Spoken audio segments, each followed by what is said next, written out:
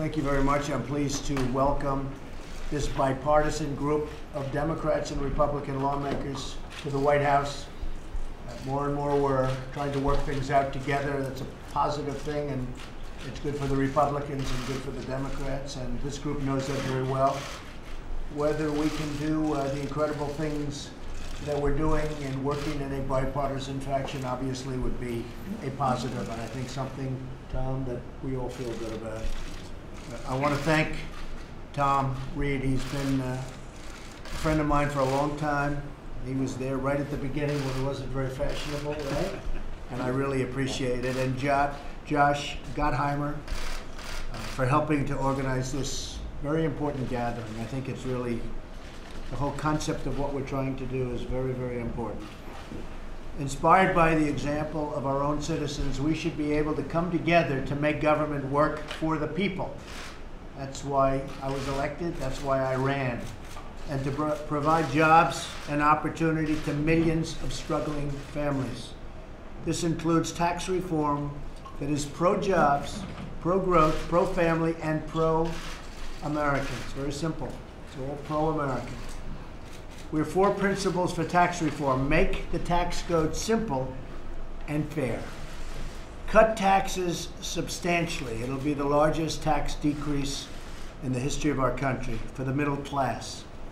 Encourage companies to hire and grow in America, and by doing that, we're going to have to reduce the taxes for companies. Right now, we're at 35%, and really much higher when you add state taxes in. And China is at 15%. Then we wonder, why are we not competing well against China? So they're at 15%, and we're at 35 plus, and that doesn't work.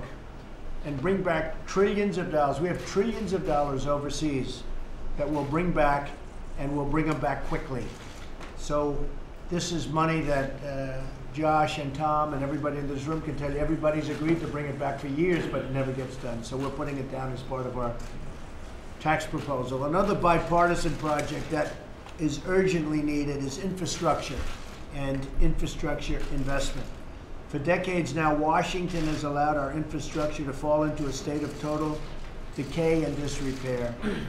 And it's time now to build new roads, new bridges, airports, tunnels, highways, and railways all across our great land. When we set aside our differences, and it's amazing sometimes how little our differences are, we put our country and we put the citizens of our country first. And that's what this is all about. So we want to have a great new tax cut and tax reform, simplification, and massive cuts, and we want to get our country working again and competing again worldwide, and there'll be nothing that can stop us. On top of that, we'll be discussing probably a little bit of health care, because I know some information's come to light, so we'll be discussing, because ultimately, well, we have some Democrats. I won't speak. I think I can speak for the Republicans generally, but we do want to do something very, very powerfully with respect to Obamacare. It has not worked. The rates are going through the roof. The numbers that you look at, no matter where you go, no matter where you look, healthcare is failing in our country, and we're going to get it changed, and we're going to get it changed fast.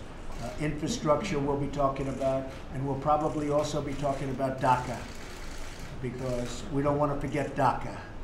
And it's already been a week and a half, and people don't talk about it as much. We want to see if we can do something with regard to immigration, with regard to the 800,000 people that are now young people. They're not children anymore. They were children, now they're young people.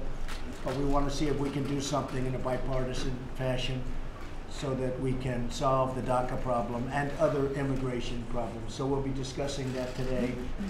And then tonight I'm having dinner with Senator Schumer and Nancy Pelosi, and we'll continue some discussions. So we have a lot of things in the fire. But I think right now, first and foremost, so that we can compete again, and especially in light of the fact that we had 2 massive hurricanes, the likes of which I guess our country has never seen. I don't think they've ever seen. One was the biggest ever in water, and the other was the biggest ever in wind. And you put them together, and we have devastation in Texas and in Florida, and we've done, and other parts of our country, by the way. And I think we've gotten very high marks for the way we've handled them thus far, and we continue to handle them well. But they were very big and very powerful, and it was very unfortunate. But because of that, more than ever, we now need great tax reform and great tax cuts. So we are here as a group, bipartisan, to try and see what we can come up with. Thank you all very much. I appreciate it. Thank you. Thank you, Mr. President. Mr. President, some conservatives are skeptical of this new approach with Democrats. What would you tell them? Why have Leader Pelosi and Senator Schumer over tonight?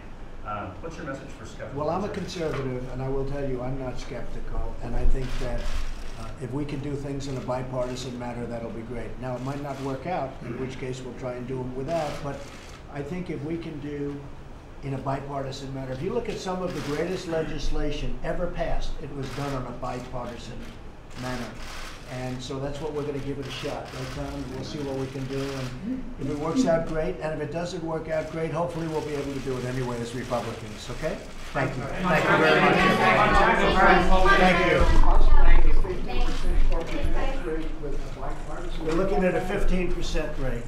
And we want a 15% rate because that would bring us low, not by any means the lowest, but it would bring us to a level where China and other countries are. And we will be able to compete with anybody. Nobody will be able to touch us. So we would like to see 15%. Okay? Thank you very much, everybody. Thank you. And by the way, lower for individuals. Much lower than that for individuals. And the rich will not be gaining at all with this plan. We're looking for the middle class, and we're looking for jobs. Jobs meaning companies. So we're looking at for the middle class, and we're looking at jobs. Will wealthy have to accept higher taxes? I think the wealthy will be pretty much where they are. Pretty much where they are. If we can do that, we'd like it. If they have to go higher, they'll go higher, frankly. We're looking at the middle class, and we're looking at jobs. Okay? Thank you very much. Thank you, everybody. Thank you, everybody. Thank you.